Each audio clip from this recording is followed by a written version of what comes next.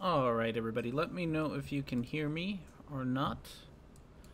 And we can get started. I have the long form version of my video I did on the bloody truth. Look at that logo. I love that logo. Awesome. Alright.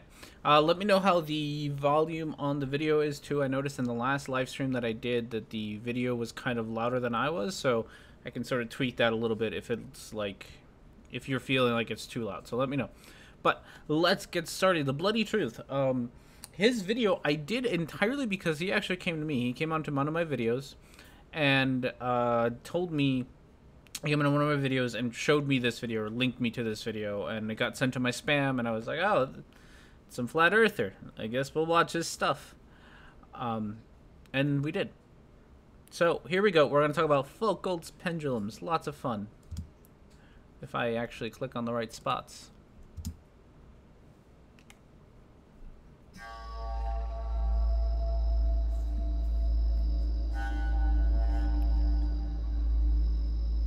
So, there I was, online, minding my own business, trying to learn more about the Foucault pendulum. I learned that it is assumed to be a gravity-driven device used to measure the assumed rotation of the Earth. I learned that you could theoretically... Okay, right off the bat, one of the things that pissed me off about this kind of video is the goddamn music. It's really, by the way, it's really hard to respond to these videos with music because I'm always talking over music and it's a mess. I hate videos with this obnoxious music. Now, there are some videos that don't do obnoxious music. They'll do, they'll either switch up the music as they're talking about different topics, but these videos that have like the same song on like a loop for whatever, how long is this video? For 13 minutes? 13 minutes of the same song is boring. But when we get to it, this guy seems to think that he found this animation. I bet a lot of you have seen this animation where they have the Foucault's pendulums at both the poles, the North Pole and the South Pole, and it's entirely to just visualize what is happening. And he'll say it in a little bit, but just because the animation shows the Foucault's pendulum at these 2 points is not actually like the limiting factor on where these pendulums can be built. Calculate your latitude at any given location on Earth with just a long string and a heavy object suspended from a tall ceiling set into a swinging motion. This is something that I griped, or I gave the bloody truth a really hard time about, was this idea that you can do this experiment anywhere. And he even admits it, you know, anywhere on Earth you can, well, what does he say? He says that you can figure out your latitude, or he says something like that. So he understands that you can do this at any latitude, which is important. That's one of the nice things about this experiment is you really don't have to do it in one specific location. The only variable that matters is, well, yeah, the only variable here is the rotation of the Earth. So you can do it anywhere. I think the first one was done in France. There's a few in malls around the world. They're everywhere because you can build them anywhere. There isn't like a specific location. Excuse me. All right, that's a little bit too much beer right there. I was gonna say. Oh yes, and the other important thing, and he even mentions it here too, is that the Foucault's pendulum is all you need is a really long string and a really big weight. Now, something that Flat Earth Math brought up in the comments section of my video is that even though those are the only two things that you need, what you also need, and I should have said this in the video, is a whole lot of patience and being very meticulous. These kinds of experiments they take a lot of planning. They take a lot of careful planning. Something that Flat Earth Math pointed out to me was that in the first Foucault's pendulum, the one that was made in France, when they set up the rope to let it swing, because you can't just grab this thing and sort of give it a push. The moment that you add any external force, you kind of contaminate the experiment. So you have to make sure that when you set this up, you set it up in such a way that you can release the weight with no external force. You don't want to add any extra force to it. You just want gravity to be the only thing pushing or pulling. The only thing giving this thing energy, from kinetic to potential and all that shit. You just want it to be gravity. So you don't want to give it a push. You don't want to be holding it and then let go. And this meticulous sounds like it would take longer than it would be to make money to buy a balloon. Even balloons take a little bit of meticulous planning. Hey, Geo can tell you all about how much meticulous planning it takes to launch a balloon. Also, Geo can tell you about Foucault's pendulum, because, am I supposed to say this, Geo? You are working on doing one of these, which I'm looking forward to for like ever and a half, and I really hope you get that done soon, because that I would love to see somebody actually do Foucault's pendulum besides the ones that we see. Like, the videos on YouTube for Foucault's pendulums are the ones in the malls and the ones that are like display, right? And I would really like to see a more like a raw form of somebody doing the Foucault's pendulum. There's one video that I know of out there that does a really good job, and I have it in the video description of my last video. Probably in the video description of this one too. And he does it on his own. He's off by only a few degrees. Actually, I think he's not even a few. I think he's off by like 1.5 degrees when he does his experiment in his university. So, Geo, the pendulum itself is ready. We only need the location to be vacant for a day. Yeah. So you can probably attest to the meticulous planning that it takes to do this. As I was saying, you need to be very careful when you release it. Something the Flat Earth Math brought up to me is that the original one, when they did it, they took the pendulum, they took the bob, and they pulled it back to sort of, I don't know, get it ready. And then they attached it to a string. And then they actually left the bob there for a day, just sitting there, sort of resting for a day before they released it. And then when they released it, what they did is they burned the string that was holding the bob back. They burnt that. Because, again, you can't add any extra bit of motion kind of just breaks the whole, not breaks it, but it makes it a lot more inaccurate. But if you take like a fire and you just burn it away, it'll just release. And there's some other ways. I don't know how Geo said are you going to do fire, Geo? I don't remember. I think releasing it with fire is cool because fire makes everything better. But, whatever you are going to do, you have to be kind of careful about how you release it. Building it, and I should probably actually show you more of this video. Building it can be done anywhere, which is the point that I was trying to get to. The bloody truth. There is no one location. There is no one latitude. There is no either fire or magnetically. Yes, I guess magnetically would also work. Of course, someone will tell you that you are using magnets to interfere with it if you do it magnetically, by the way. Just predicting flat Earth comments on that one. But yeah, you have to be, so building it, we can do things. Oh yeah, my big point is you can build it anywhere. There's two things that you can predict with a Foucault's pendulum.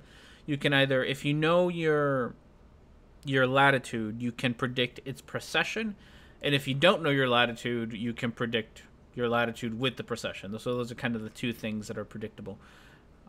Probably fire. I doubt electromagnetic is strong enough yet. Geo, how are you going to track the precession of it? What are you going to do to track the precession?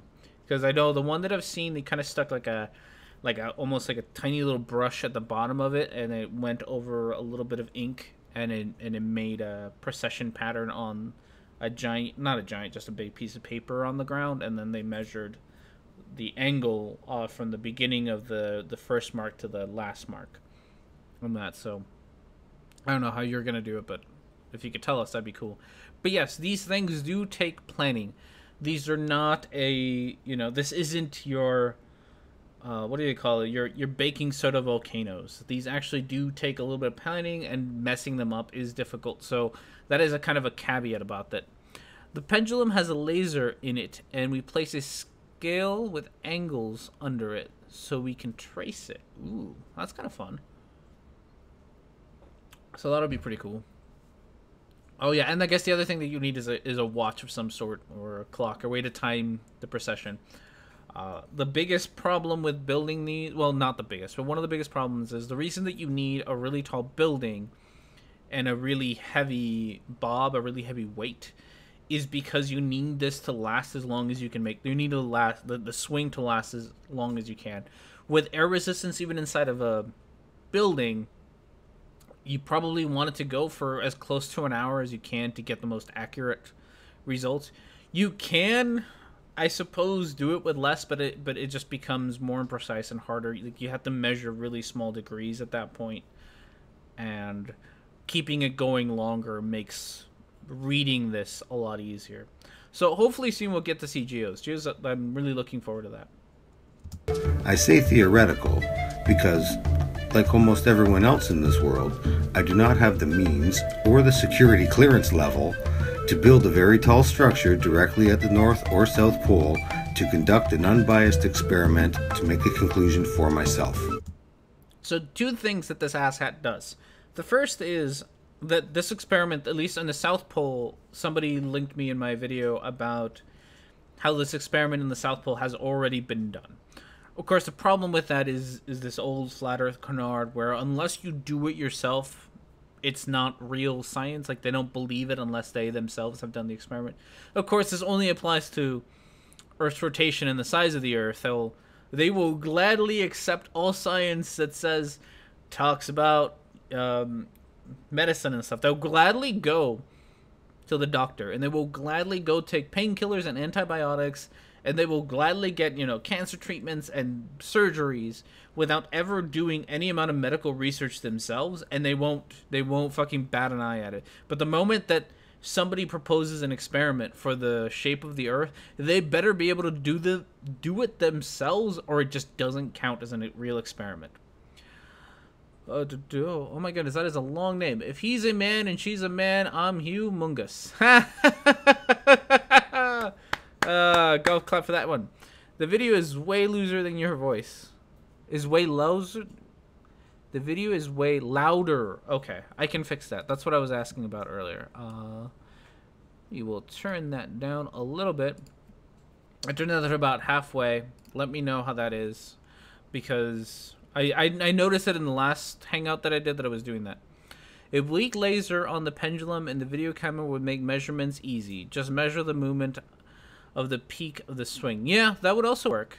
I don't know if this is possible, and maybe somebody who knows more about film can tell me this, but I was thinking if you had, like, a light-sensitive paper, not, like, really light-sensitive paper, obviously, but a little bit of light-sensitive paper, if you stuck a laser at the bottom of the pendulum, if you could actually trace out the precession on light-sensitive paper, like, again, not really not light sensitive enough that it gets exposed just by being out and about, but light sensitive enough that it takes a laser for it to do that. I don't know.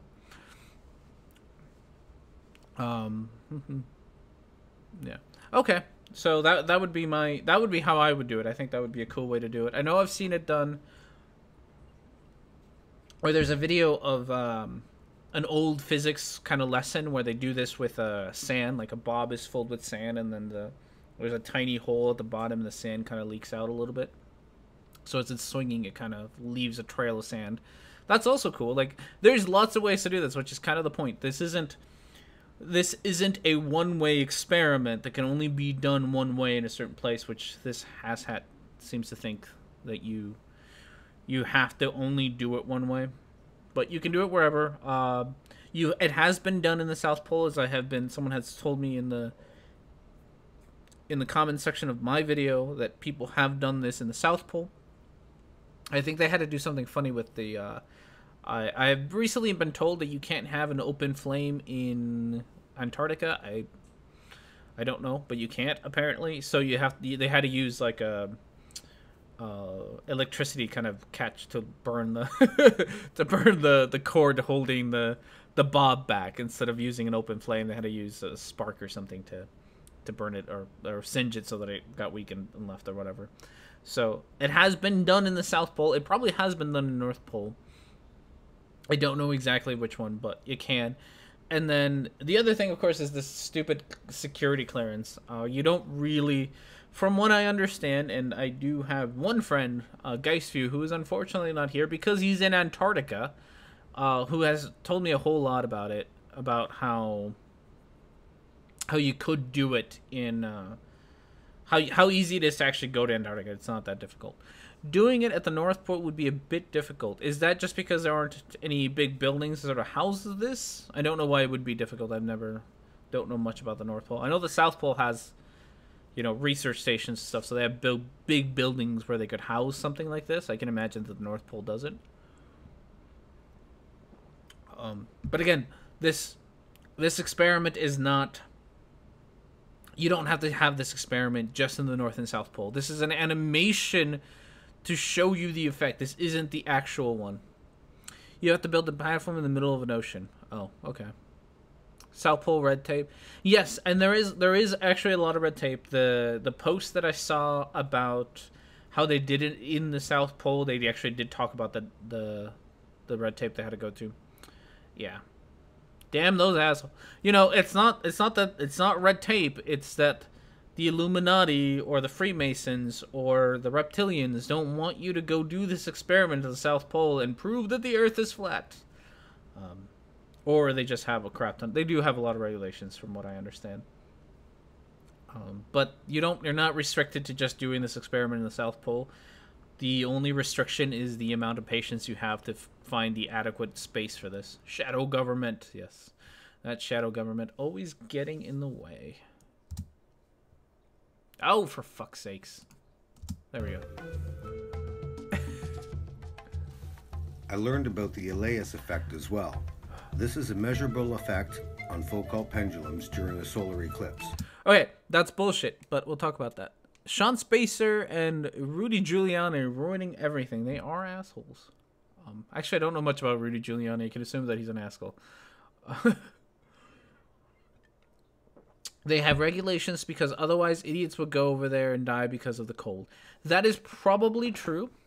I can't imagine. It's not exactly the most welcoming region. Not because of the regulations, just welcoming region because of the climate. Them wanting to keep Antarctica from becoming a waste dump. You're right. It's one of those things that it is the most pristine part of the Earth that we have. That nobody knew. You're not allowed to build there. You're not allowed to drill there. You're not allowed to do anything there. So it's very pristine. And I'm pretty sure scientists want to keep it that way because I bet there's a lot of research that you can do there because it is pristine that you couldn't do anywhere else. Minus Eddie kills you real fast. It certainly does. Sut from old flames would stick around a long time. Most Antarctic desert. I bet it would, yeah. Better Antarctica than the ocean we get food from. Rudy Giuliani said there were no Islamic terrorist attacks prior to Obama becoming president. Holy shit, yeah, he is the mayor of New York City during 9/11. Oh, did he really say that? Oh my goodness. I can imagine him saying that just because he's dumb. This video is pretty tame. If you want to kill more brain cells, check out Lord Stevens Christ's take on the pendulum. You're right, this is actually very tame. Hey Richard, how you doing? I have the bloody truth for us today. This is the long form version of the quickie that came out yesterday. So just because I had more to say, honestly, all the quickies I have like way more to say. Hey Micro, how's it going, buddy? All my quickies I have way more to say about than I can actually get through in a quickie. That is one of the detriments of quickies, but you know. Oh, let's see. I will try to get that in a. Okay, it's hard for me to get links, but we'll do that. There are 900 monitors armed by the U.S. government in New York City right now. They're cops, yeah. But yes, Rudy Giuliani, I can imagine being very stupid. So, what are we talking? Oh yes, the Elias effect. The Elias effect. So funny thing about the screen cap that he has here, and maybe if you guys don't mind, let's see if I do that. Yes. Okay. Let me see if I can actually pull up one. I'm gonna try to pull up the video that. No, well that didn't work. The video that Geo shared, so I can actually share it with everyone else. And then I'll put a link to it in the description here, or not the description, the chat, so you can all see it. And then I'm actually going to try to pull up the Elias effect page, because it's actually really funny. Only because it, like right after this, the part that he's showing, it actually says that these things aren't real, like, or that the Elias effect isn't actually measurable. So I think that's always really funny. If I can find it, I just don't want you all to have to sit here and have to deal with my stupid try to find things.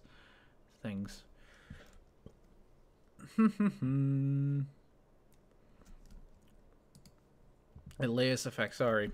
Let's see. Elias effect Foucault. I should have these links ready. You are such trash, R&D. Get your shit together. Okay. Alright, so we're gonna have to make this smaller. Make it around. Alright, let's see. Make it that size. Make this smaller. Alright, so we should be able to... How you doing, Obring? Oh, hey, Ronald. Oh, by the way, in case you're wondering why someone in the thingamabob is calling me Obring, that is my game name, I want to call it. My, that is the name that I use when I'm on video games and stuff. So, and I'm on the Discord and stuff. Yes, Ronald, you are watching me. Okay, sorry. So anomalous observations. So the Elias effect is that there have been some anomalous observations of Foucault's pendulum during eclipses.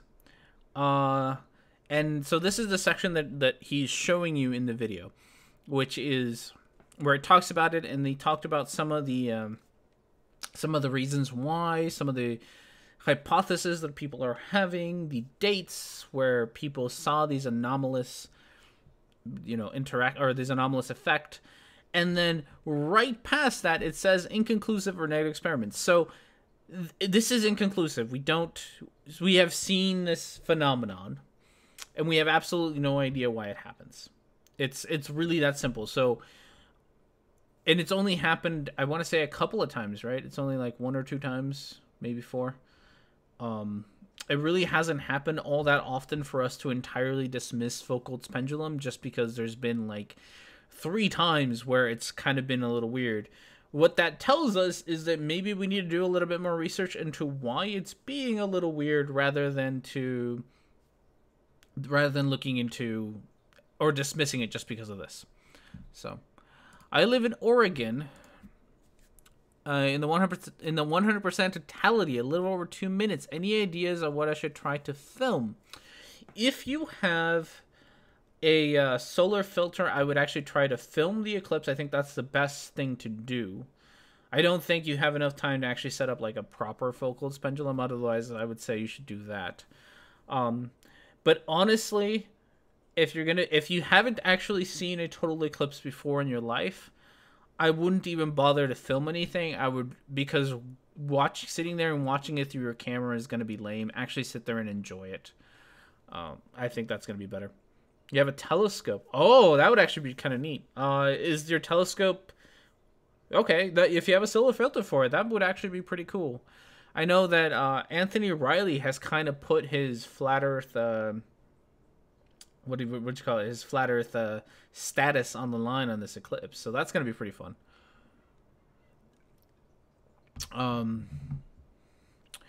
I don't know if, sadly, the UK is only getting a partial eclipse. I would also have gone over to the States if I could. What's up, bitches? Hey, Mally. How's it going, man? Thanks for joining us. I am in the path where I will get a partial eclipse. If I drive 3 hours, I can get a total eclipse. I am working that day, but I might skip out on work to go do it just because I can. So I might actually go 3 hours away. I might actually go for a 3 hour drive just to see it. I don't know yet. I still have to see my schedule to see if I can pull it off or not. But if I can, I think I will. Otherwise, I'm going to get a partial eclipse. I have seen a complete eclipse a couple of times in my life, so this isn't like my first time. So I'm not too... If I miss it, it's going to be a little sad, but not the saddest thing in the world. Originally, I was planning on having like a big event. I had invited friends to be like, hey, we should drive out to like more or less Denver and go to like... They have like a bunch of festivals out here. And go and get drunk, drink some wine, watch the whole thing and be great. But I can't actually take that day off because I'm going on vacation. I offer Thunder for dinner. Thought that'd be cool because he was uploading images right next to me.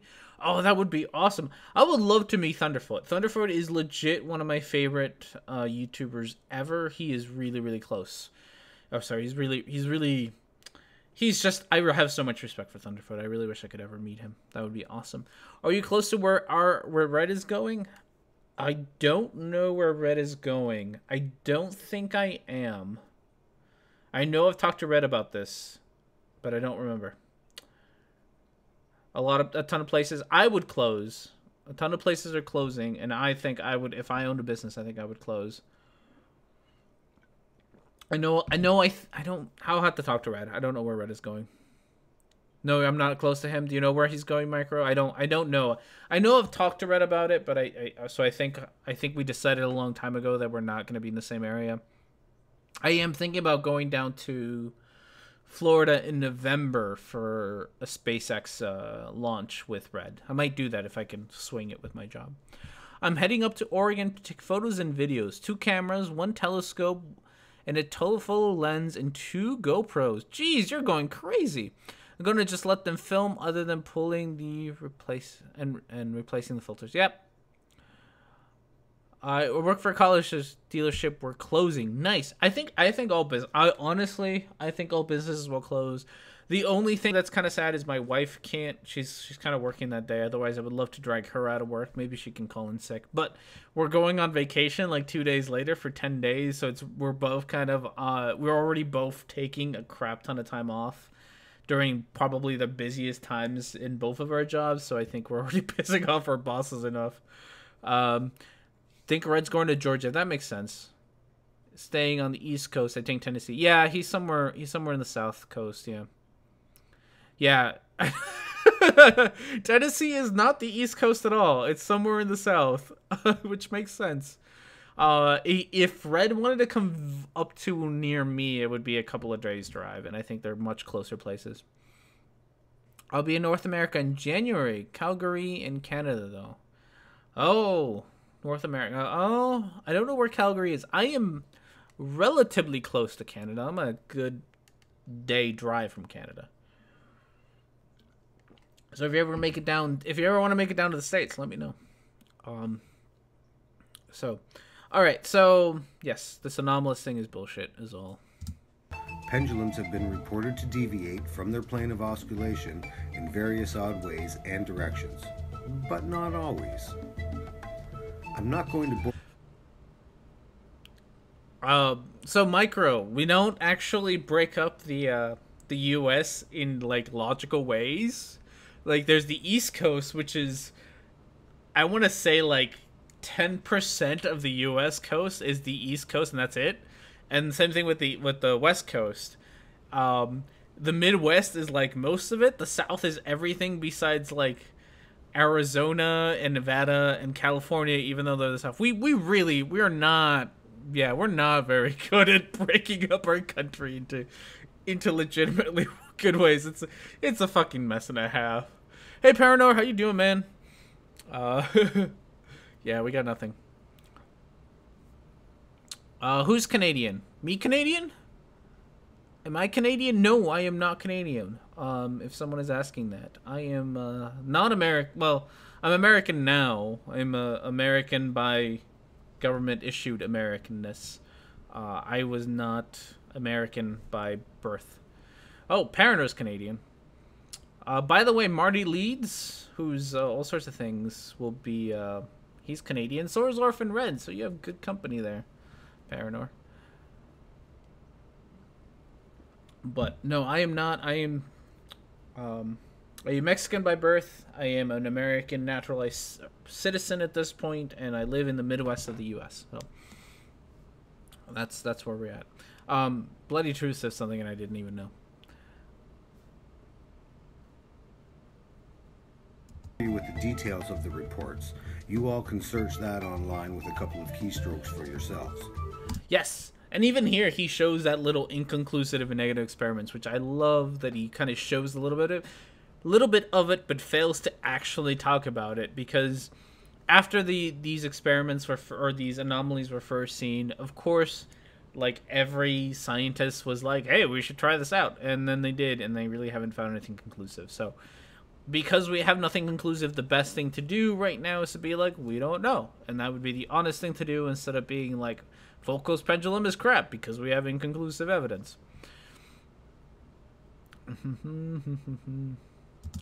But to summarize the observation reports by various published physicists around the world, they don't have a clue how gravity plays its various roles in the anomalies, but they all agree that the gravitational theory needs to be modified, and the Elias effect observations do not satisfy conventional explanations. Okay.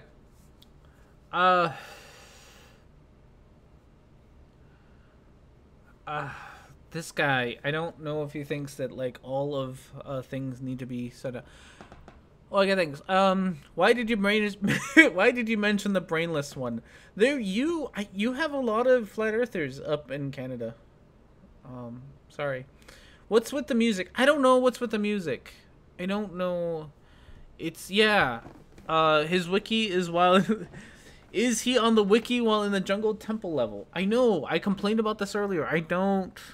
And I'm sorry if you are watching me and you make videos with music in it. I am not a fan of people who put music in their videos.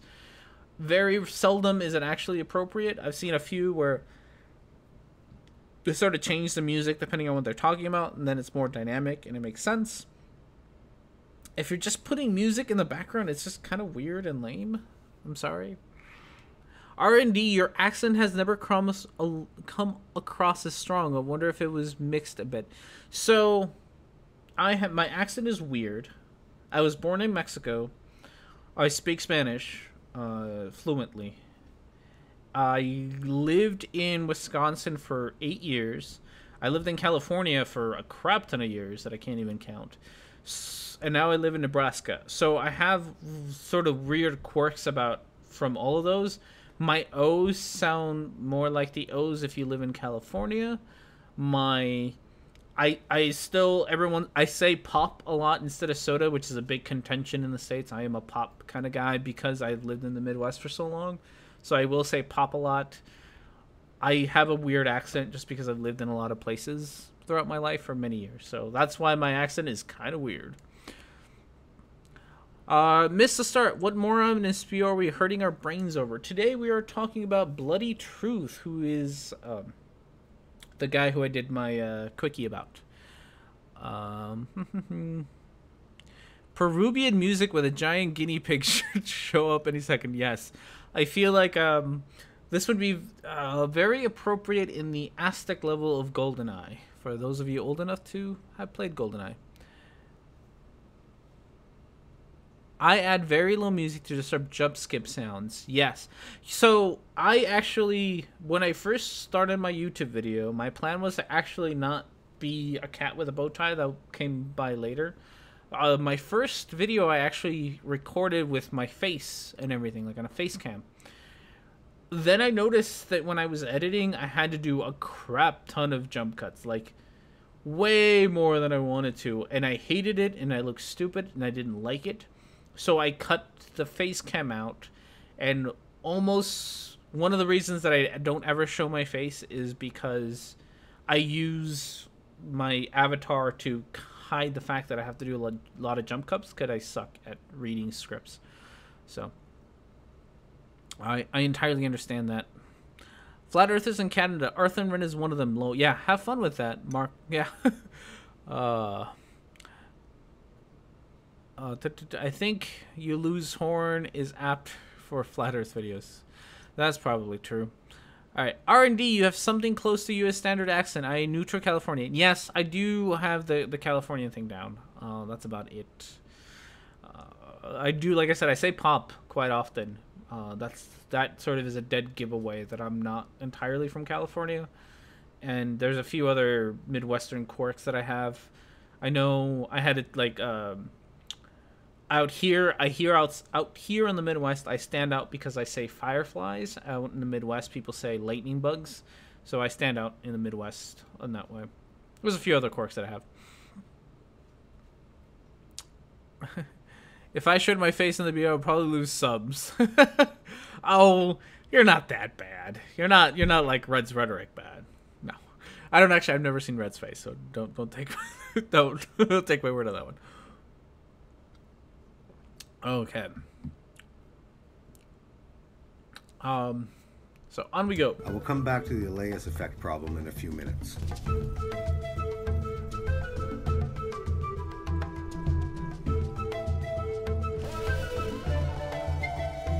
So this is a reoccurring joke with this guy. It's a stupid joke, and he just does it the whole video, and it's so dumb. Is it Highway 101? It's Highway 101. The 101, I don't never seen anybody do that. But do you also do they thing where they splice sentences together from 4 different takes? I do. Oh yes. I am terrible at reading. I've been trying to write scripts more often now. I still not... The quickies have scripts. My regular videos don't necessarily have scripts. But I've been trying to get better at that. I've been doing a lot of retakes. Really short retakes. Because, yeah, that's hard. Have you seen my face R&D? I have, Gio. You sent me a picture once with your face on it. I hope you meant to send me that picture. What is exactly as ugly as he says? He might be. Yeah, I've seen Gio. Gio is very normal looking. You really are. You're fine. You really are. You do look German. You do look very German, Gio.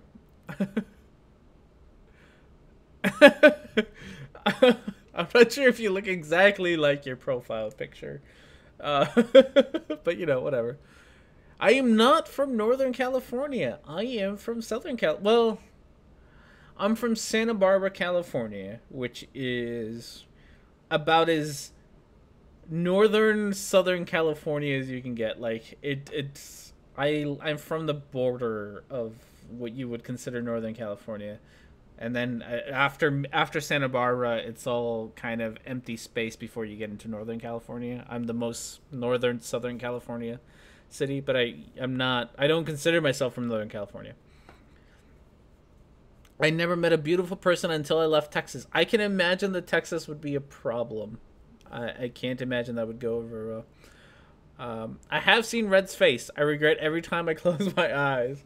Oh, it has been burned onto you for your soul forever and ever. It's there. All right. So, yes, I don't know if I even want to skip through this joke. If you want to see this joke is really stupid. But pretty much, this guy has a bunch of people swinging and failing at it. I will say the people swinging and failing at it is kind of hilarious, so we'll keep going with that.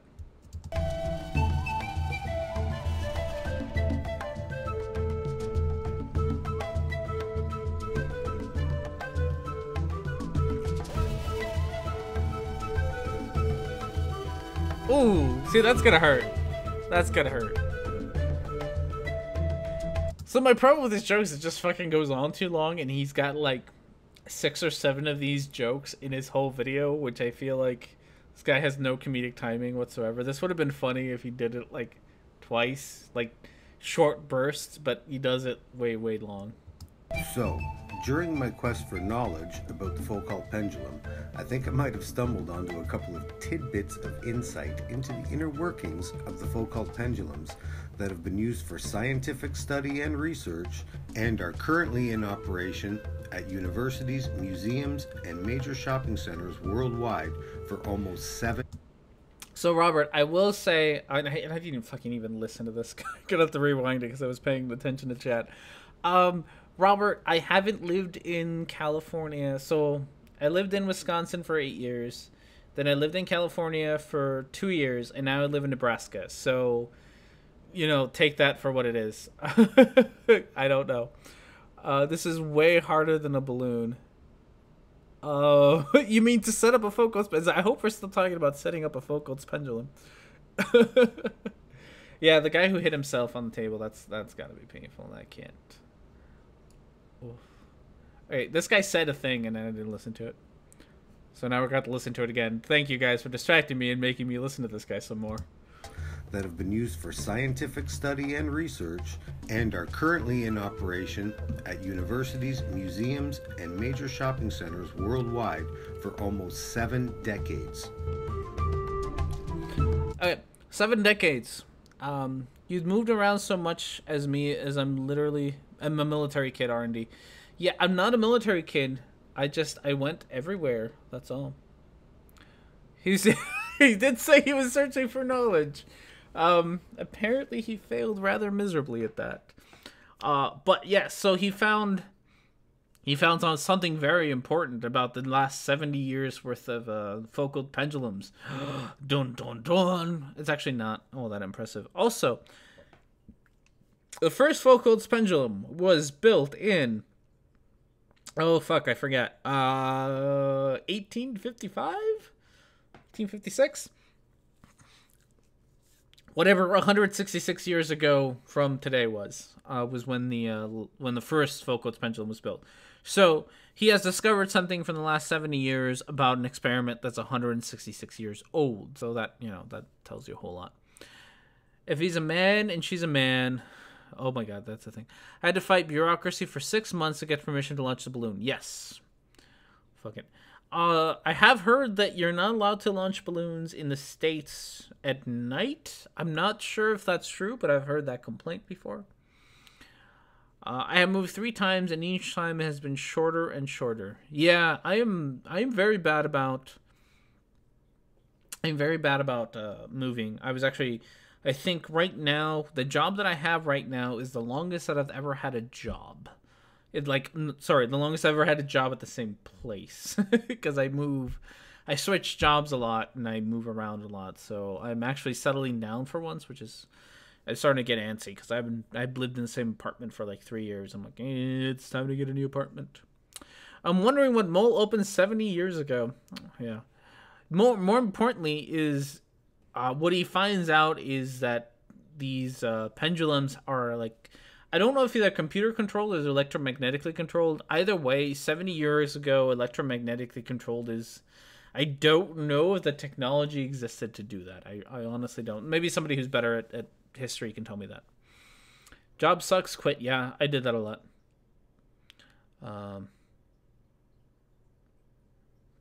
R&D, what job do you have? I am a behavior therapist, which is probably one of the reasons why I'm so interested in Flat Earth is less about the claims. I think the claims are about as dumb as they get, but because behaviorally, I think that's it's a very interesting group. So behaviorally, I think it's fascinating. But what I do for a living is I work with kids with autism, and I more or less teach them how to be normal because that's about the best of a word as I can use. I teach them how to be normal so that they can function better in society. That's what I do for a living. So I spend a lot of time with kids with autism. I used to be a teacher as well. Years ago, I used to be a teacher. I quit being a teacher 5 years ago, I want to say, was the last time I taught. Well, no. That was the last time I was a teacher. And then I was a behavior therapist for a school district. And now I'm a behavior therapist for a private company. And somewhere in between, I took a break and I became a paraprofessional at a school, which is like a teacher's aide, just because I needed a break from life. So, wait, what is this guy trying to prove? Oh, this guy's trying to prove that He'll get to it in a little bit, but that all Foucault's pendulums are made by the same company, and that therefore they're all fake. I think, or they're all Illuminati, or they're all Freemason, or whatever. All right, quick break while I refill my beer. I'll be right back. But beer refilling needs to be doing.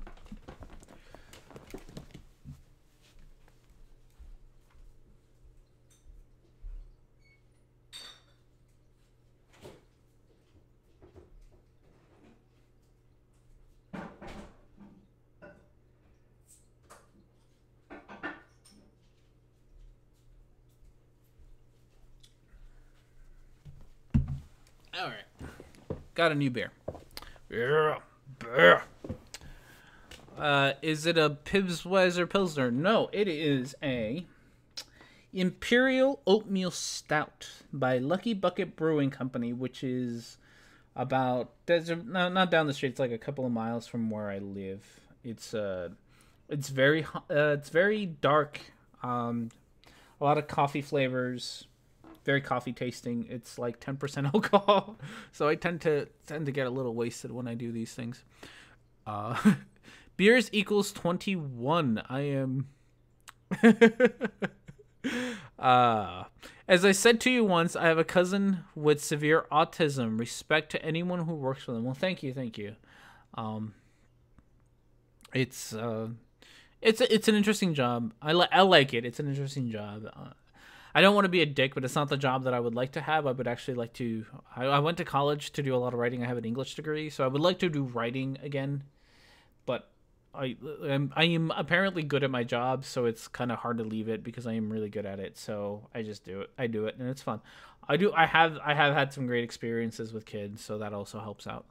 So I've had a few years ago when I was working for a school. We had this one girl who every time she'd get pissed, like the moment that she got anywhere near upset, she would just run out of the classroom and go hide in the bathroom. And so then we'd have to coax her out of the bathroom, and then we'd have to have this whole punishment for running out of the classroom. And it was just awful. And we did this for like a whole goddamn year. And then on the last day of school, somebody called her like a bitch to her face. And these are middle schoolers. Someone called her like a bitch to her face. And so this girl got real upset. And so she ran to the classroom. And I was like, oh, for fuck's sakes. It's like the last day of school. Why do I have to do this on the last day of school? So I opened the door to the classroom to go outside and go fight her.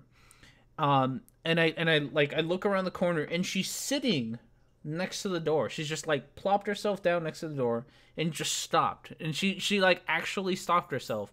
And that was one of the times that I actually appreciated my job. It's like, oh, I actually taught her how to, control her emotion. Well, not control, but control the reactions to her emotions, because that is one of the hardest parts. Is, a lot of people with autism just react. They don't necessarily take the time to think through it, mostly because they can't. And so we have to teach them, like, hey, stop for a second, think about it, and then make your decision. So I'm glad that at least I taught her that. Drink rambling, yes. All right, so let's find out what more Blood Truth has to say. It must frustrate your identity when people call autism a disease. It's interesting. I don't know if it really upsets me if it's called a disease. So there's a bit of a problem. The nice thing about calling it a disease is that it can be recognized. It can be recognized by the medical community. If you call it a disease, it can be recognized by the medical community, which means that insurance companies have to provide services. And I like that insurance companies provide services. So my service in particular is really expensive. I think if you were to pay out of pocket to have me in your house for an hour, you'd have to pay around $300 for that hour. Or for a session, which is an hour to 2 hours. You'd have to pay for about $300. So it's really expensive. The nice thing is that I want insurance companies to accept this as a thing that needs treatment, and sometimes the only way to do that is to call it a disease. And that's kind of, it's why it is. It's kind of frustrating because I understand that calling them that means that these people get services that they really need, and part of me is all like, just call it a disease just so that people can get services and they can actually get the help that they need or the help that they deserve. It's weird. Would you rather hire someone with a drug felony or a disease? Yeah. That one I also struggle with. Felonies is something that I struggle with. I understand.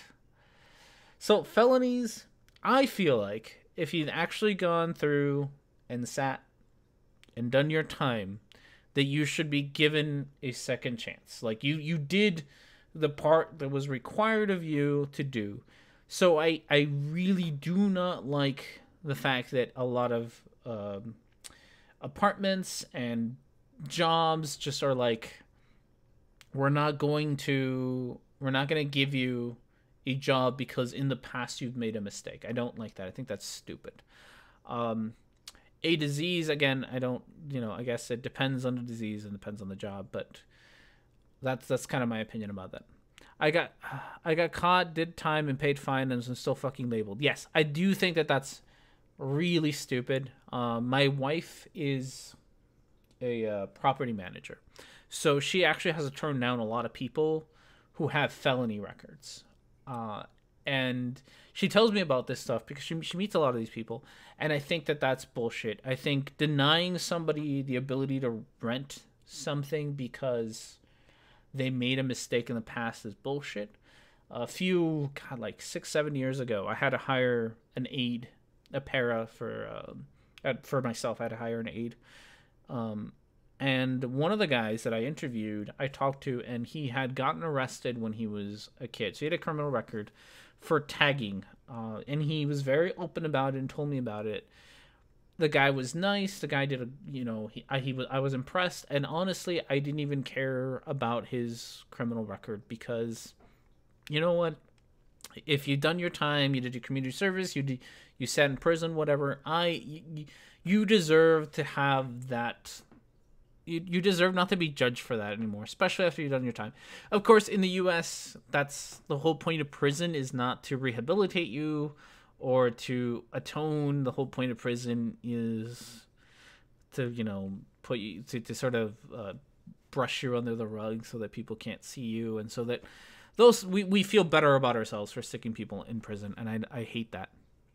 I've only gotten jobs since that didn't ask or do background checks. Yeah, I do think it's bullshit that you can't get a job if you have a felony. I think that's absolutely bullshit. I've hated that. I think that's nonsense. People with autism can be very good in certain professions as long as they get proper help. Yes. One of the things that I do for my clients is that I actually we do try to do a lot of job training. So we do either try to find them a job, or when they get a job, we go with them so we can help teach them, because I tend to know a whole lot more about how to teach my clients than a random manager at a store or whatever, right? So I go and I teach, and it's like, this is how we're going to teach him or her how to do this job. And honestly, depending on your autism, you can actually find some jobs that are really, really good for you. Autism has a tendency to do things like it makes you a little bit of obsessive compulsive. So I've had kids, for example, that like know a shit ton about trains, like knows everything about trains, how trains operate. So when he grows up, if I can find him a job like being a conductor or working around trains, and if I can train him to do that, he will be fucking wonderful at it. Of course, that's, like I said, my job is to try to make kids, for lack of a better word, be a little bit more normal, just because I really can't. Good night, Richard. Thanks for stopping by. I know you got to go to sleep, but thanks for joining us. Thank you. If and only if the felony, multiple convictions, or something that reveals a massive personality flaw should it be an issue. Lots of violence, financial crime that steal a bunch of people's retirements. Okay. I get that. You can't train him. Okay. No, I get that. And I understand the reaction towards towards people with felonies. It's very interesting. I don't know. Like 5 years ago, one of the schools that I worked at, that I was a therapist at, I had a kid, a legit kid. He was like 16 years old, and at 16 years old, he'd already knocked up his girlfriend, who was like 15.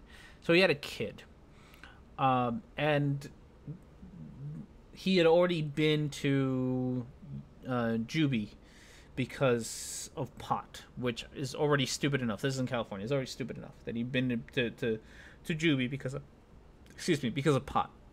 And so when he was working with us, he was trying so hard to get his shit together. He really was.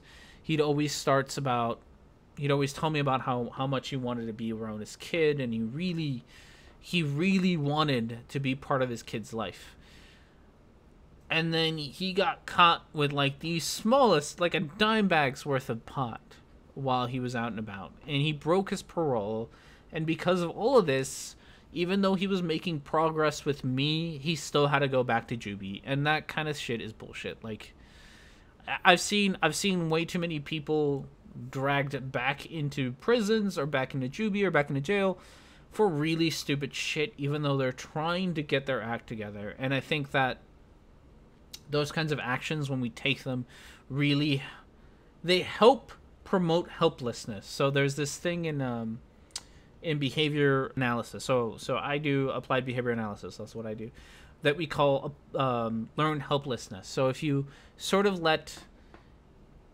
if you don't let people kind of get the reinforcer or get a win every once in a while, if you don't let them do that, what happens to people behaviorally is that they have what's called learned helplessness. So they don't know how to get out of that rut. So they sit there and they have that rut forever and ever, and they can't get out. You as individuals have probably seen this when you try to like work out or go to the gym, where as you skip a day and another day and another day, you learn to just stay in that rut rather than get out. So you have to have sort of these small wins to sort of try to get people out of it. Yes, learned helplessness is what it's called. And we do that a lot in prison systems, where I had a friend of mine who he was waiting trial on some drug charges, and again, drugs, because we like to send people for drugs here. He was waiting trial for drug charges, and while he was waiting trial, he had gone out, and it wasn't a prestigious job. He got a job at like a Burger King, but he was going there every day. He was working his ass off. He wanted to show the judge that he was turning his life around. And then when his trial came about, he actually, he's like, "Hey, I got a job at Burger King. I'm doing this. I'm doing that.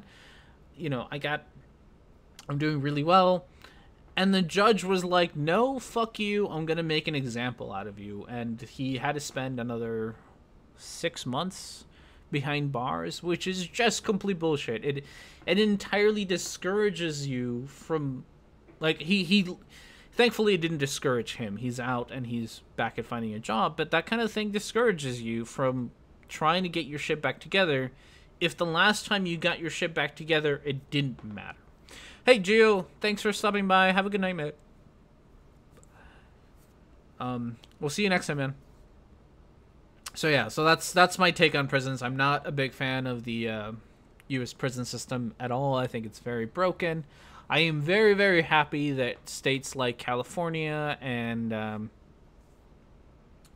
Colorado and Alaska, and there's a crap ton of others, are doing things like legalizing marijuana, and I think decriminalizing of drugs is a good idea, because we send way too many people to jail for drugs. I think that's a stupidly high amount. All right, we were talking about Foucault's pendulum and then talked about fucking prison for a while. That's all right. Let's talk about Foucault's pendulum here. Good night, Gio. I don't think these tidbits of information I stumbled onto is anything that the general public is aware of. Okay. So, let's talk about Foucault's pendulum. Good night, Gio. I don't think these tidbits of information I stumbled onto is anything that the general public is aware of. Okay. So, let's talk about Foucault's pendulum here. Good night, Gio. I do love chasing squirrels. Oh, so speaking of squirrels, I have my cat, obviously. His name is Hobbs, if you didn't know that. Heroin or meth is worse. I don't know. I've never done either of them. Couldn't tell you. Uh, in a nutshell, has a good video on the war on drugs. Yeah, maybe one of these days I'll do that. I've never done either of them. I really don't know which one's worse. Can't tell you. I have no personal experience with that. But yes, so I have a cat. Speaking of squirrels, I have a cat, obviously. And he likes to go out for walks. So I actually have a leash for him and I take him out for walks. And today we went out for walks and he was chasing all the ground squirrels around. It was great. It was a lot of fun. That's it. You have no control is an incredibly damaging thing to teach. Religion or jail, same bad message. You are right. It's I don't like religion for teaching that. I think it's stupid. And prisons do teach the same thing. The way that prisons are set up are entirely set up to take control away from prisoners, which I mean just makes them try to get control back, which is why you have black markets in prison, which is why you have all this shit going on in prisons, because they'll figure it out. Everyone I've ever known who've done both say meth, but heroin is demonized much more. Meth is bad for your dental. Probably is. Again, I don't know. I'm going to take Micro's opinions on this one because he's a bio guy. He's a biologist, so I trust Micro's opinion on which one will fuck you up more. I've honestly never done either, so I can't even say. Meth, you can be normal with a sustained heroin addiction if you have a source. Meth, not so much. Speaking of which, yeah, I've actually known a few heroin addicts who I didn't realize were heroin addicts until much later in my life.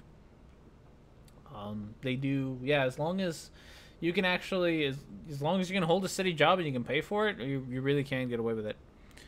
Used to be able to buy heroin from Sears and Roebuck mail order, probably. I know that heroin used to be an over-the-counter drug, and it used to be promoted as sort of a cure-all. I know that, and Micro, correct me if I'm wrong, because I'm pretty sure you're going to know the answer to this one. I've had a lot of people compare Adderall to heroin, and I don't know how true that is, but you're going to have to... I'm not sure if you ever heard that before, but I have heard that be compared to heroin. So people are like, you're giving our kids heroin and all that. My buddy makes more money than me and slabs heroin all the time. Yeah. It's true. I think one of the many reasons that I'm not into drugs is because I'm not poor, but it's because I'm poor as hell. Well, not poor. It can be kind of pricey to be into drugs. It's also why I don't smoke. Well, one of the reasons I don't smoke. That shit gets kind of expensive real quick. Heroin, the only direct harm can be from injection, and meth has many health problems associated with it. Oh, so Adderall. Okay. Micro says that they have completely different mechanisms. I'm assuming this is between Adderall and heroin. Again, this is from like my stupid friends on Facebook who post stupid memes about ADHD and stuff. I figured you've known me, so because Micro is here, and I think this is a great story, and I talked about it in my last long form, but I think it's a really great story. Is you all need to be more like Micro, and this is the reason why. At one point or another, we were doing a show on Taking a Look At, which is a bi-weekly, or every other week, Micro and I and a couple other people do a show about nonsense on the internet. And one day, I don't remember exactly how this came about, but we were talking about ADD and ADHD. And I said something along the lines of, in the U.S., there is an overdiagnosis of ADHD, ADD, and it's a problem. To which case, Micro bitch slapped me. He really bitch slapped me like way hard. He's like, "No, that is wrong. You're wrong." and then he gave me a paper that proved me wrong. So you all should be more like Micro and bitch slap people who are wrong. I think that was great. Even though Micro and I know each other, even though we talk all the time, he didn't feel uncomfortable telling me that I was wrong, and I really, really appreciate that, Micro. I think that is awesome that you did that to me, because I love that you all keep me honest. Yes, our nervous movements all take the ways of the Jello. Yes, the Jello is the guy. But, okay.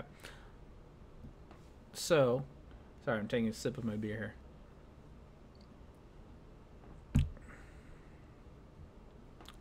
here. Prescriptions are pretty much guesses. Okay, I don't know too much. I've never been diagnosed with any of these, so I really don't know too much about it. Geo or Micro is the guy to talk about. It's not easy being green. All right, so who wants to watch another guy kind of fail at swinging on a rope? Nope, I hit the wrong button. I got this, guys. Nope, still hit the wrong button. The hell am I doing wrong?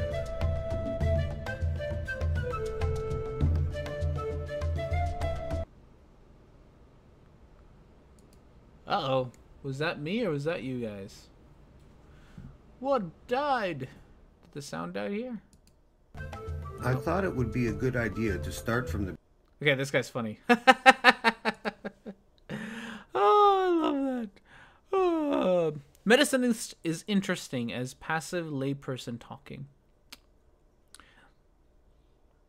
I like how the truth guy thinks the person swinging from the rope is the same as the pendulum law.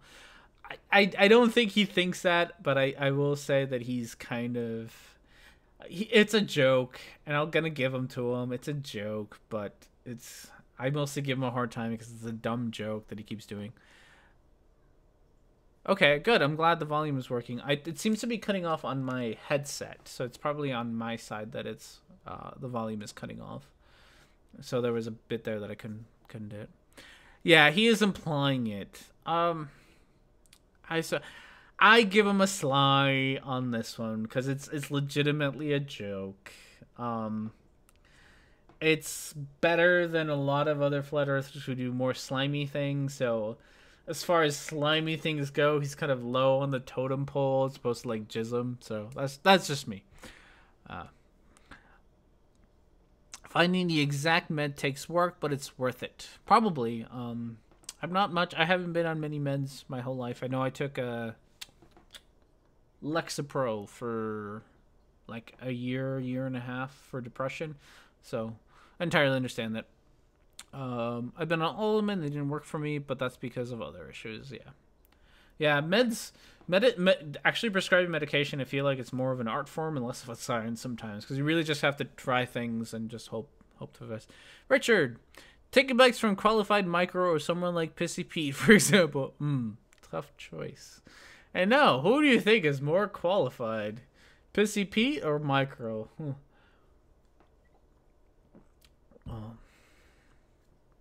Alright, let's see if I can actually hear this now. Foucault pendulums around the world, and as it turns out, pendulums based in California. Okay, I think you guys are still hearing it, but I'm not, so I'm gonna have to do a little bit of changing here just to make sure I can hear it too. I'm not qualified at all. That's actually, yeah. You know that you're more qualified than Pissy Pete. Remember, Pissy Pete is the guy who literally drinks his own pee. So, you know. But I understand that I actually have, for my job, I have a lot of rules governing what I can or can't say to people. So I can't, because I'm not a doctor, I don't have an MD, I can't diagnose anybody, and I can't propose treatment for anything. So I get a lot of, like, I have a friend of mine whose kid was recently diagnosed with autism. And when I first met his kid, like, 2 years ago, I, like, the moment that I saw him, it's like, oh, your kid has autism. But I couldn't actually say anything about it because there's definitely a lot of, there's a lot of ethics involved on these things.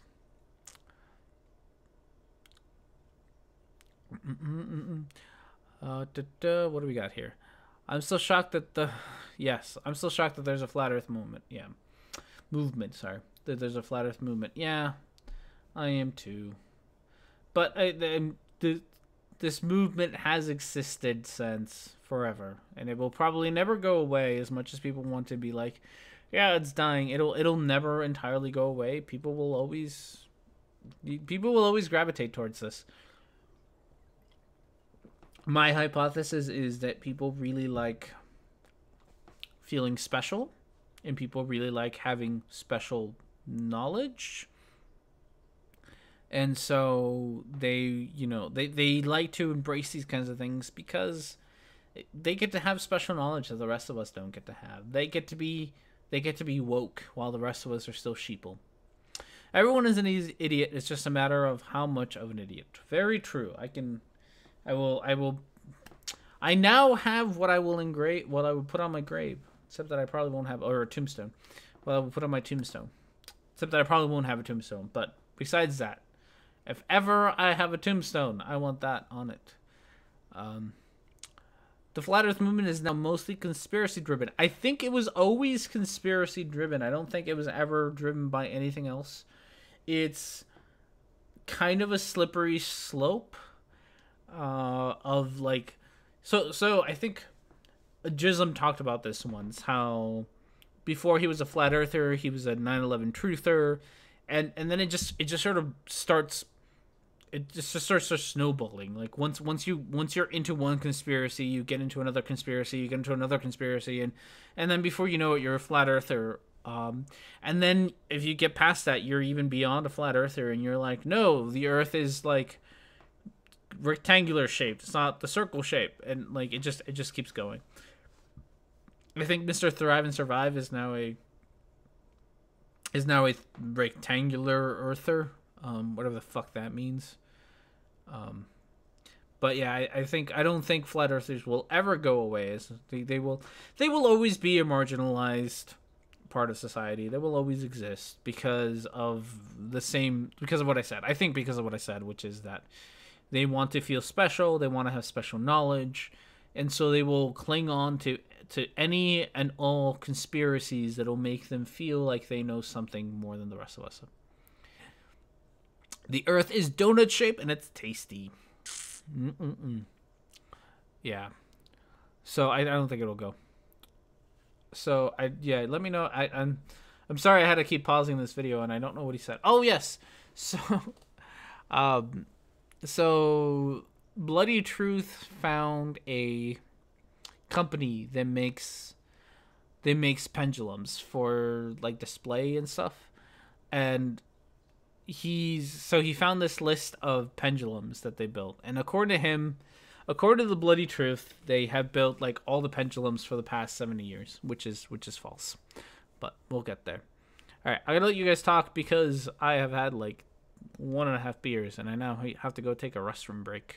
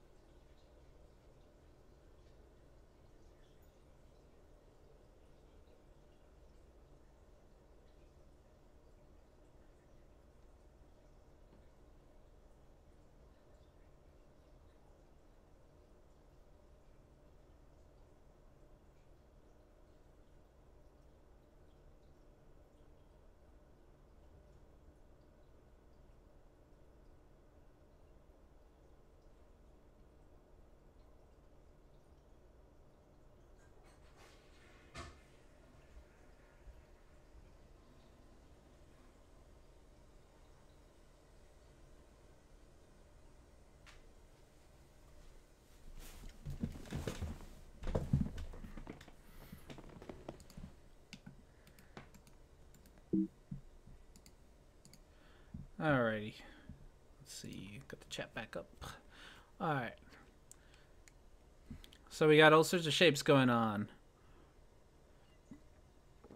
Oh, yeah, there's a lot of come up with a shape. I know I've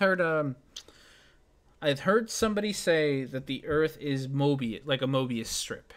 It's if you've ever seen a Mobius strip, take a strip of paper and kind of twist one of the ends, and then attach the two tips to twist it and attach the two tips together, and you get a Mobius strip, which kind of looks like an infinity symbol, kind of. But I have heard that before. Of course, there's Lord Stephen Christ, who's a Soul Earther. Pick a shape, it exists. Yeah. I heard Mr. Thrive and Survive say that the Earth was rectangular shape. This actually gives me a hint that I'm pretty sure that he's. I've always been sure that he's a con artist, but now I am definitely sure that he doesn't actually believe the crap that he spews. I'm pretty sure he's just saying it because he can, and his audience will read it. The Earth is a plate. How else would you explain the curve when the balloon goes up? It's a plate. Hey, Professor Stick, how's it going, man? Thanks for joining. So, Professor Stick, we're talking about The Bloody Truth. This is a kind of a long-form companion to the quickie that I released yesterday about Foucault's pendulum. Yeah, well, we'll get there. The Earth's a spiral now, a triangle tomorrow, a square the next week. A lunch plate. A tesseract. Oh, we're getting some good ideas. So one of the things that I've always wanted to do was I've always wanted to start my own Flat Earth channel and just see how long I could kind of push the Flat Earth nonsense before, I don't know, I felt so dirty that I just couldn't do it anymore. Whichever one. Nice video. Thank you, Professor Stick. I appreciate that. So yeah, maybe one day I'll decide to do that just as an experiment. See how long you can be a flat earther. Flat Earther's precious space biscuit cookie. Ooh, I like that one. I can want to say his name is Cockney accent. Oh, Professor. Yeah. And I talked about it. I think I've talked about it with like Red's Rhetoric, where we should take like a what did we say? Oh, have you guys ever seen what's that show? Thundercats with Leonel, who's got the sword with the tiger eye in the middle, and like take the image of Leonel holding the tiger sword up to his face, and put like the flat Earth fucking map in the center there, and then make that my logo. That was my plan. I don't know, maybe. So if you ever see that come up, then you know that I'm not for serious. But maybe one of these days. All right, so we got the silly fad of flat Earth conspiracy that's trying to make mainstream. They have been remarkably successful at being mainstream. The fact that Neil deGrasse Tyson actually talked about them on national TV is rather impressive, I would say. Like, for a stupid idea, but it did grow quite a bit. It did kind of come out of nowhere. But one of the nice things about the internet is it is the place that you can go and say whatever, and you're welcome to, and that's how it goes. The sword is called the Sword of Omen, and the eye is called the Eye of Tundera. All right, thank you, Micro. That's a lot more nerdy than I am. Good job. Sword of Omens. So yeah, so if you ever see that, you know that's me. And I'm not super serial about it. But so if you ever see that, you gotta make sure you like my videos and spread them around. And I just want to see how far I can get, because I think that would be hilarious. It's just one of the things somebody told me about this is that they were kind of criticizing me on not having as many citations as I should, and it's a rightful criticism, mind you, that I don't do citations as well as I do. And then I had to tell them, like, you know what is, like, I put way more effort into my videos and trying to look up things than most flat earthers do. So I might not be up to snuff for like a scientific paper, but at the same time, I am like leaps and bounds past what flat earthers do. I haven't even watched the show. I just know weird shit. Yeah. Better than me. I literally don't cite anything. Well, I'm trying to be better about citing things. Um, Citations on YouTube are pointless. It's hard. So I don't know. I jumped on this. I jumped on this fad of putting the time stamp of the videos that I'm working on my video after. God, who was it? Somebody on the YouTube sphere was like, you should all do that because people will take you out of context or call you and say you're quote mining. And to a fair amount, that's true. The Earth is red, not flat. Hey, Pierre, how you doing, man? I haven't talked to you in forever. How you been? It's good to see you. I watched Thundercats. I watched one called Mask growing up in the 80s. My favorite 80s show, I think, would have to be Centurion. I think that's what it's called, Centurion. There's a bunch of, like, it's like three guys who wore, like, different armors and stuff, and, the whole gang is here. That's true, Mr. Professor Stick. Who wore a bunch of armors. Like, one had, like, flight armor, and he wore, like, I don't know, he... Paranor. I can't even read that aloud. Something about armors and 80s shows in there.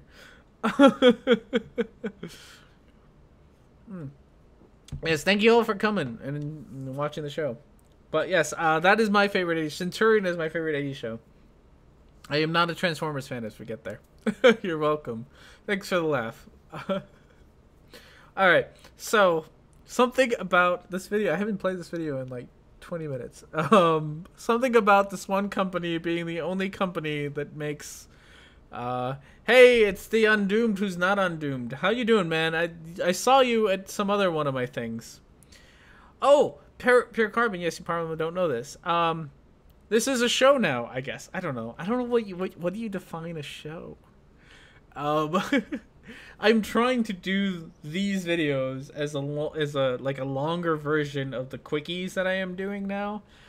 They're definitely off the cuff. I'm obviously not debunking the shit that I'm supposed to be debunking because I'm reading the chat instead. But these are supposed to be long form companions to the quickies that I make. I did one last week for Gavin. I won't do one next week because next week we should have another video on Nicole Cote. And if you don't know who Nicole Cote is, you should go to Professor Stick's channel. I have a video on Professor... You should go to Professor Stick's channel anyway. But there's a video that I did while he was on vacation where I made a video about her already, and I'm making a second one on her that should come out next Saturday. But, yeah, so... Nicole Cote is next week, and that's a regular video. That's not a quickie. That'll be my usual lots of things flashing on the screen kind of video. So we'll get there. TMNT. I was never like full out Teenage Mutant Ninja Turtles fan. I do like some of it though. I'm not gonna. I don't know if this is an unpopular opinion or not, but I did like the TMNT movie that came out in the early 2000s, like 2005, 2006. I thought that was good. Hit play? Yeah, maybe.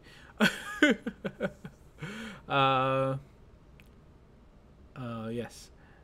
It got over 10k views. It really did. Thank you, by the way. I don't know if I've ever thanked Professor Stick enough for that, because that was a really awesome opportunity that Professor Stick gave me. I did get, I think, crap ton of views on that one. So, and not too many like dislikes, which is also good because a lot of my Flat Earth videos get like mostly disliked because I tend to attract Flat Earth attention rather than everyone else. But I've been. I want to say this as if I'm promoting Professor Stick, but if you haven't watched Professor Stick, you should. Thank the Flat Earthers. Yes, I think Flat Earthers have given me like half my views. But we'll see. They really don't take criticism very well. All right. So yes, I'm supposed to play this video. I don't even know where I'm at in this video. Okay, video play. Occult pendulum business with a whopping 122 installations is 1951 through till 2011. All right, so this one company has been making phone calls pendulum for 100 like 70 years or something. A lot of dislikes means it's controversial, so you get ranked higher. Oh, is that how that works? I don't even know how it works. I have no idea how YouTube works. I honestly just make videos and stick them out into the ether of YouTube, and that was more or less my plan when I started it. I really have no idea how any of it works. Oh, by the way, I have a VidMe account called Rhetoric&Discourse. I'm not jumping on the bandwagon that a lot of people are, where it's like YouTube is dying and we will never we will never be able to work with YouTube anymore. I'm not quite jumping on that bandwagon yet, but better safe than sorry. So I do have a VidMe account, so you can find Rhetoric&Discourse. There's no videos on there yet. From what I know, the restriction on 15 minutes is there on VidMe, so chances are my regular videos will never go on there because they tend to be close to half an hour. So you will probably, if you want to find videos there, they will probably only be the quickies. YouTube will still be where I post things. That's all. I'm not jumping on the bandwagon of VidMe yet, but I wanted to at least have Rhetoric&Discourse set aside so that somebody didn't take it before I could. Not that anyone else. Is VidMe better than Vimeo or Dailymotion? I don't know which is better. I honestly only did VidMe because I wanted to reserve Rhetoric&Discourse as a name. Funny story. I tried to steal Jism's name or Jeranism, and I guess he already took it, or someone else did, so I couldn't take it. But I did legitimately try to take Jeranism for funsies, because I thought it would be great if I actually owned the Jeranism account. If you all know anyone else whose name I should probably try to take on VidMe, now is the time. Now is the time to go to VidMe and take someone else's name, because it'd be funny. But don't don't be an asshole. Don't take anyone you like's name. Take the assholes' names. But I know I'm an asshole. I don't know which is better, VidMe, Dailymotion, or Vimeo. I haven't even uploaded anything onto VidMe yet. But I did see that they have that 15-minute limit. So if you have a video that's over 15 minutes, you can't upload it, which are 90% of my videos. Oh, go ahead, try to take. Oh, I would love to do Jeranism's videos. Yeah, go see if you can find Orphan Red's channel. I'll talk about Orphan Reds in a second. So yeah, so I do have a VidMe. If you really want to, you can look up Rhetoric&Discourse. I think it has the same logo, but I'll have to double check. I think it has the same logo that I do here. Hobbs in a circle.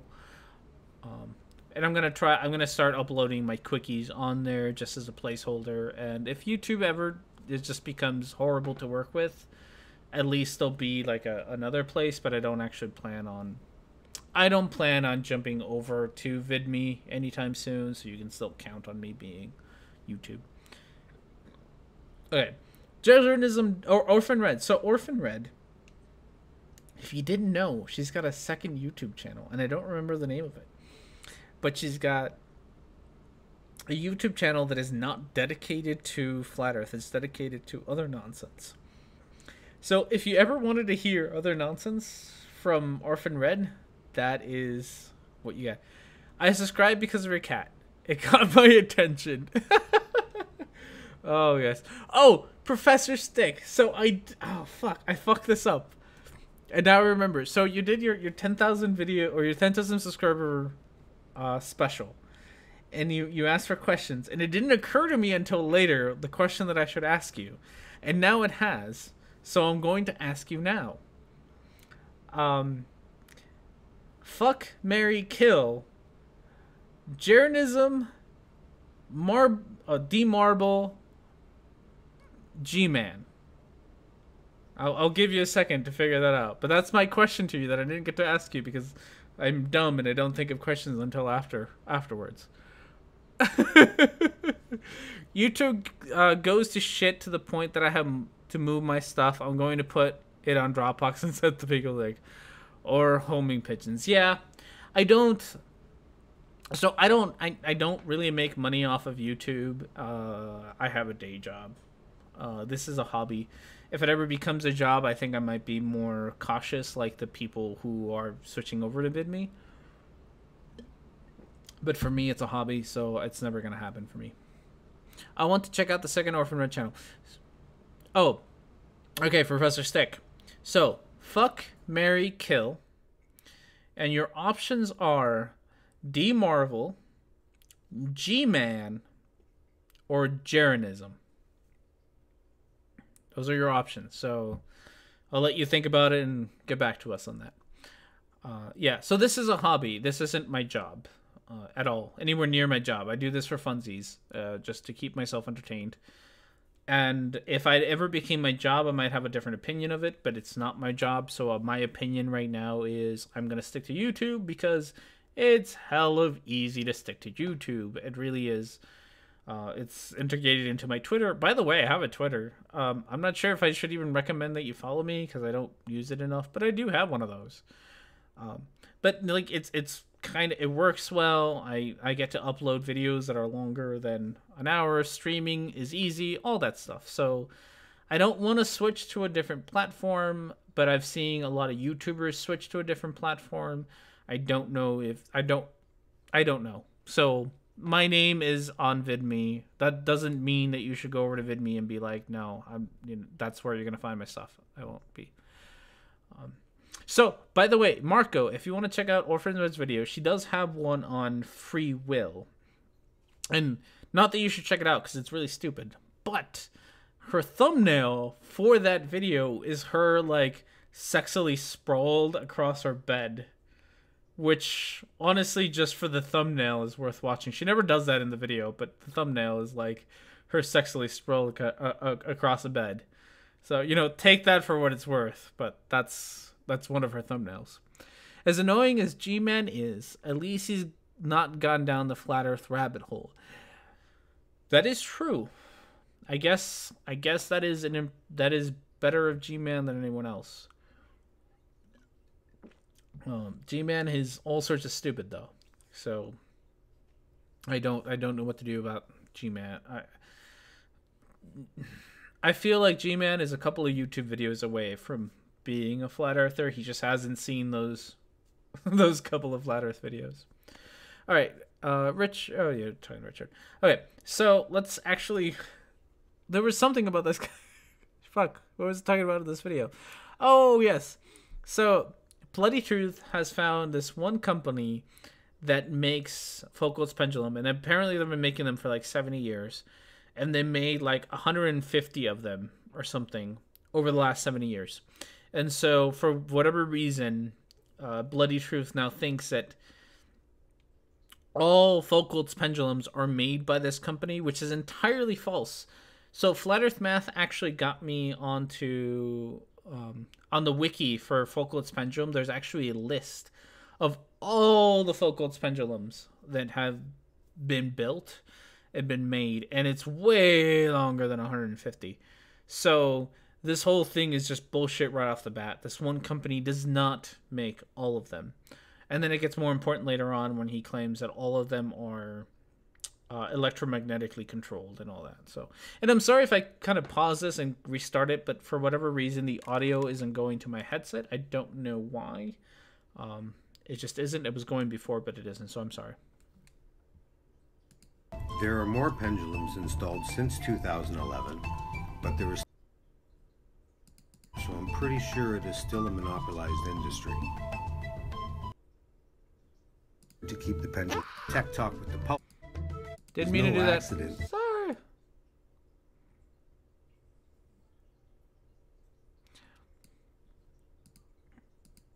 states to keep the pendulum in motion.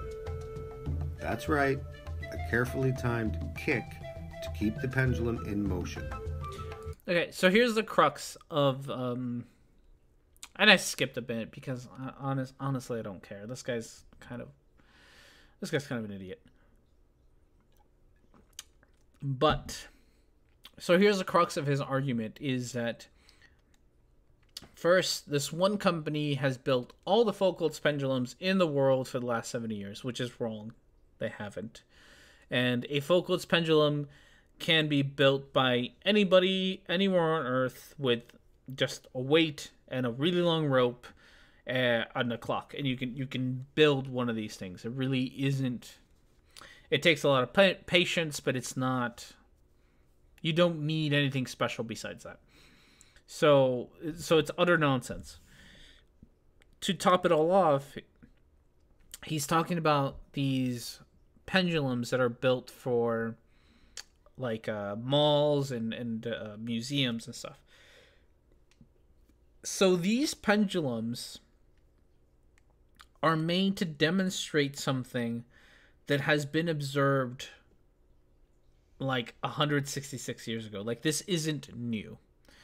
And because this isn't new, they don't necessarily have to be like experiment accurate, right? They're doing a demonstration. They're not doing an experiment. That's a fucking mall. It's not a scientific, it's not a scientific institution. It's a mall that have these things. So I wouldn't be surprised if they're slightly inaccurate, and that's okay. They're not doing experiments. It's a representation. It's a demonstration. It's not an experiment. That's not what malls are for. They're not for experiments. But they do have this kick to sort of keep the pendulum going for hours and hours on end, which is kind of difficult. I think the first pendulum maybe went for like an hour. And so it's okay to, in a demonstration, not be 100% accurate, because it's the fact that these are in malls are not a demonstration of the rotation of the Earth. It's just, oh my goodness, it's not. It just isn't. But yeah, so they do have these kicks. I don't know, because the first experiment was done 166 years ago. I don't think that they would have had the technology to have done a precisely timed kick with magnets at the time. I think it's something that's been added later. Mall with kids jumping in and messing with it. Yeah, it's a mall thing. It's not. It's one of those things that I don't think flat earthers understand, that there are separate institutions for different things. Like, there's universities who do research, and then there's museums. And some museums, I'd have to find out, but some museums I know do a little bit of research, but they're not research institutes to educate the public. They're not sitting there necessarily doing experiments. So I once went to like the Chicago Science Museum, and they had like a Tesla coil. Like, that Tesla coil is not used for fucking science. It's used to make your hair stand up straight when you go touch it or whatever. Like, that's not. Most museums have replicas. So skeletons are not. Malls are a great scientific institution of the U.S. That's actually like hits probably closer to home than it should be. I'm pretty sure most Americans know more about malls than they do about science. But yes, he's entirely confusing these things. And then the list online, if you actually go online, and maybe I can pull it up. If you all don't mind, maybe I can pull it up. There's a list by... Oh, that's not what I wanted to do. Foucault's pendulum. Okay. So Foucault's pendulum actually has... The wiki actually has a list of... Where is it? List. Focal list of focal pendulum. There's actually a list of them. This list is like huge. So when he says the 122 that were built by this company does not in any way, shape, or form encompass the giant list of pendulums that have been erected around the world. Anywhere near it. Like, this is insane how many of the... Just in the U.S. Look, this is just the U.S. right here. So he's just full of shit in this one area. There's a lot of them. They're everywhere, and you don't have to have this one company do it. It just so happens that this one company does a lot of them, which makes sense because I can't imagine that a lot of companies really care about making focal pendulum. It's such a niche thing. Bloody truth equals full of shit. You don't say. I know. Like, yeah, it's such a niche market. Like, who the fuck wants a focal pendulum? Like, they're cool, but who wants one perpetually running in their backyard or whatever? It's insane. And so I'm not surprised that there's a niche company that makes these. But again, all it takes is a fucking rope and a weight, and you have a pendulum. Like, there's no monopoly on this. These things are, to make one that you can actually run experiments off takes more patience than it does materials. You need a shit ton of patience of it. Eat unpopped popcorn and pop the after they have come out. And you have popcorn. And you become a modern provocative artist. Well, that, I suppose, is one way to become famous. Yeah.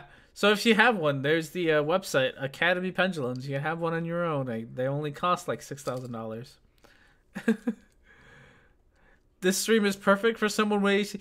I don't know. I'm glad you're enjoying it. Sometimes I wonder if I do. Both of these streams that I've done have been like way off topic, and I'm pretty sure that will be a thing that happens for all the time. Good night, Mally. Thanks for stopping by. I know this is kind of a late stream for my overseas friends, but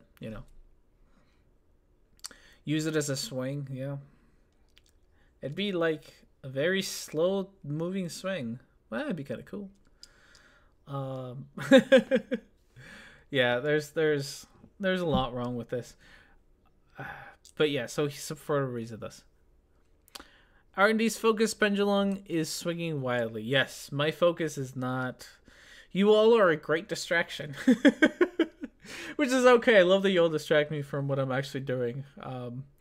I don't have me to constantly remind you that we need to get back on. I know, right? So whenever we do a show with Micro, he is like a stickler for fucking staying on topic. It's awful. It's not awful. It's good. It's a good thing because we're terrible. But whenever I get the chance to talk on my own, and if you've never had a chance, you should go check out the hangouts that I've done with like Chocolate Hat, because those go on just like the wildest tangents. We are just terrible at talking about one thing. We are a great distraction. Hell, I haven't even started the stripper music yet.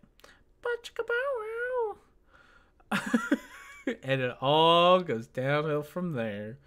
Yeah. Chocolate Hat also distracts me a lot. He's like terrible about keeping me in subject. Micro is good at it. However, I will say there's if you go to our taking a look at and you go to the April Fool's video that we did, Micro and I are pretty good about being horrible distractions to another when it's just the two of us. So we like to get just the two of us are terrible. We kind of need like the whole group to keep us in line. On our own, we're just the worst. I think we're making terrible jokes about Dungeons and Dragons and stuff. We are just the worst. If I had the ability to put, I guess I could put stripper music on, but it might take me a second to find one. Maybe we can exit to stripper music. I'll see what I can do. If I can do it, I will.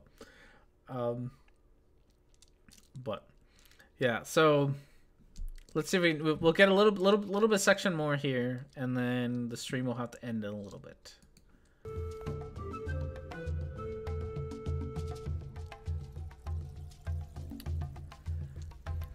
Does this jungle music count as stripper music? I mean, it's very exotic, right? Like, do do do do do. I personally think that it is no accident that there is only one man in the world who personally manufactures the all-important electromagnet, and that it is no accident that there is only one manufacturer in the world of the only device known to science that... Okay, conspiracy!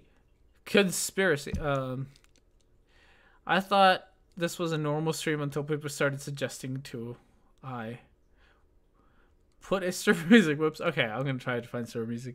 Yeah, no, we need to play Warren's Cherry Pie. Is that the one? Okay, I will try to do that. Warren's Cherry Pie. All right, let's see. Will my controls work? Nope, they will not.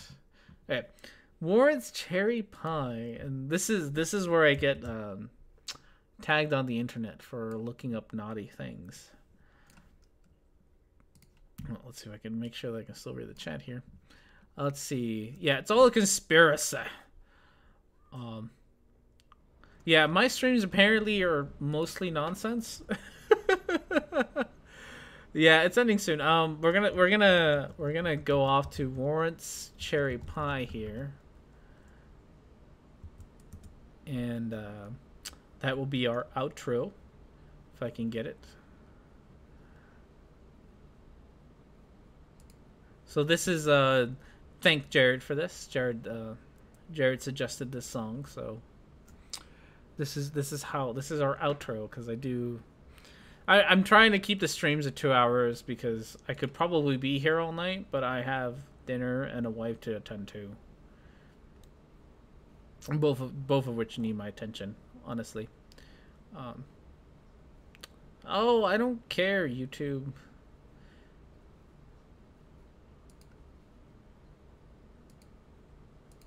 Okay.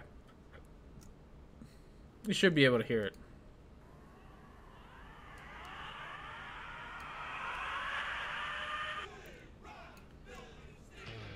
Thanks, Jared. So this is how we're leaving the stream tonight. Thank you all for joining me.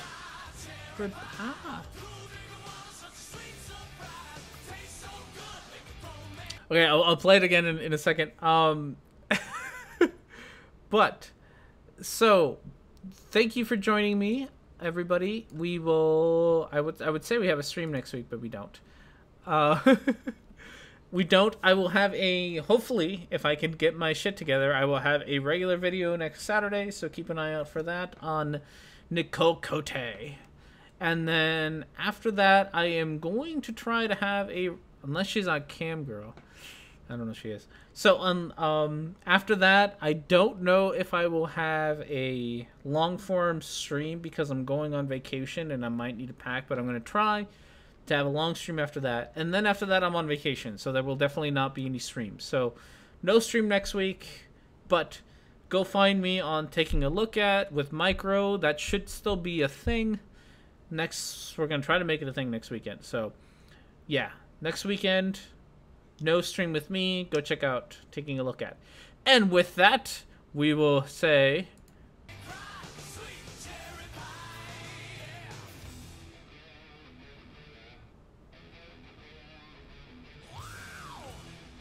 Oh, what's other, oh, shit, now I have to look it up. Fuck. Okay, Orphan Reds. Orphan Reds other channel. Oh, fuck. Oh, let's see if I have it saved. I feel like I did. I feel like I bothered to, at some point, save her video.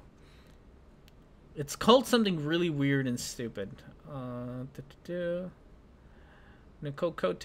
No. Okay.